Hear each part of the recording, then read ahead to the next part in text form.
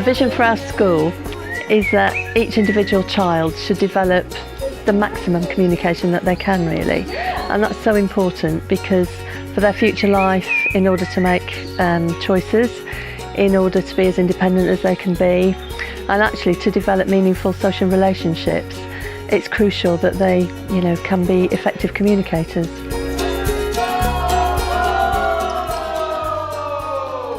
It's vital that we try and teach at least a yes and no response.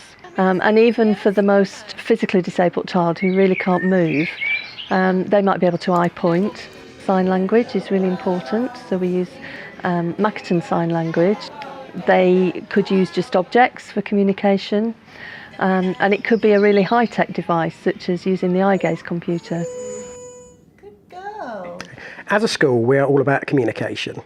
AAC is a key part of that for our students. That is alternative augmentative communication, and that's really a very large umbrella which contains lots of different ways students can communicate, both letting people know their views and being able to listen and understand information as well. Now at this school it starts off with some fairly simple techniques such as facial expression or pointing. It would then move on to PECS, which is a picture exchange communication system, which is a way of using symbols on a sentence strip, putting symbols together and exchanging it so students can ask for particular items. We also have pod books, which the school has made quite an investment in. These are books which contain lots of different symbols and pictures but have an index as well. And that means students can choose a page they would like to go to where the picture or symbols they require will be presented to them, and they can start to make sentences up from those symbols. And the fact there's an index system means there are hundreds and hundreds of symbols available to students, and that means there's hundreds and hundreds of things they're able to say. Beyond that, we have the more technological aspects of AAC, such as communication devices, and these will often be things like iPads or similar tablets, where we would utilise touchscreen technology, whereas symbols or sentences are on screen for students and they can choose what they would like. Again, what they would like to do, they'll be able to answer questions in class, they'll be able to comment on what was happening, they'll be able to ask questions simply from touching a screen. Hundreds and hundreds and probably thousands and thousands of different sentences would be available for them to speak. And we also have an eye gaze within school, which is a computer which communicates in a similar way by using an index system and using different symbols and pictures, and provides a voice for students. But this is activated simply by students being able to look at a certain part of the screen and hold their gaze long enough to be able to look through. And all of these different elements of AAC should be available right throughout the day. It's not just things to be done in a separate session by students and forgotten about. It's a chance to give them a voice which will flow not just through the school day, but also when they're outside of school, when they're at home with their families, or whether they're engaging in different activities with their peers. Speech and language therapy in school is so important, it's vital. And it's crucial that teachers, support staff, parents, everybody works together in collaboration with the therapist. So teachers work on setting targets with the speech and language therapist.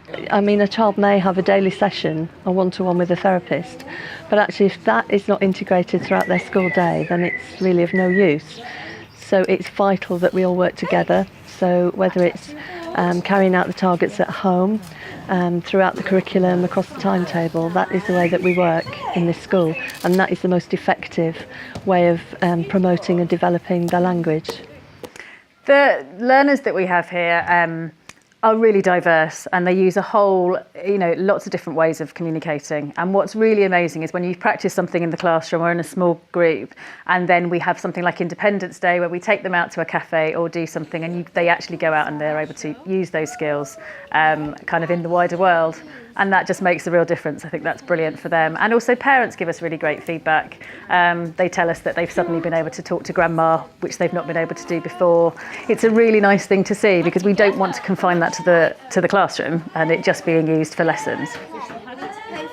We feel that extended learning or homework plays a really important part in the learning of the students. The areas that we really attach a lot of importance to are communication and independence, and the acquisition of practical skills and self-care skills as well. We don't have a hard and fast rule about quantities. It's all tailored to meet the individual needs and the abilities and the interests of the students.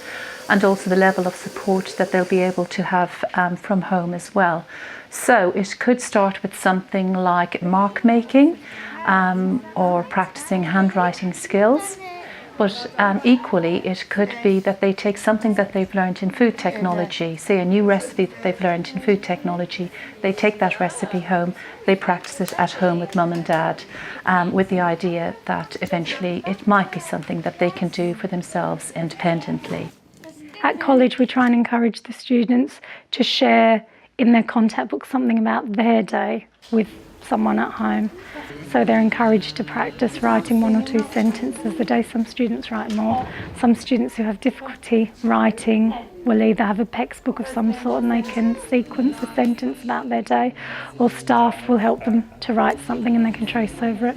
And for some students, they have switches and they record messages on those switches so that they can share with home what's happened during their day. The nice thing about this as well is parents are very aware then of what exactly their child is doing at school and how they can support them. And I think quite often they're surprised by exactly what they do in school when they see what we ask them to support their child with. At the Ridgeway, we see communication as really our core curriculum. It's vital for every aspect of society. Not only for the children here, everybody needs to be able to communicate at some level, and that's vital in terms of developing relationships, activities, interaction in your working life.